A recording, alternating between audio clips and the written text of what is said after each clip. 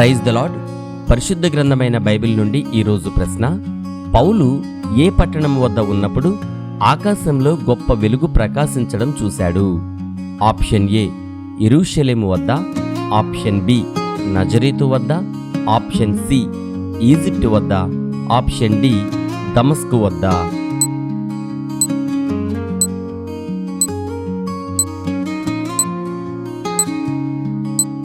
సరి అయిన జవాబు దమస్కు వద్ద.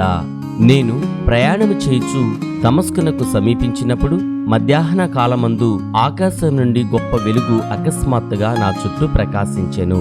ఇది అపోస్తుల కార్యములు 22వ అధ్యాయము 6వ వచనములో వ్రాయబడి ఉన్నది. యెహోవా నా కాపరి, నాకు లేమి కలుగదు. కీర్తనల గ్రంథము 23వ అధ్యాయము 1వ వచనం. Have a nice day.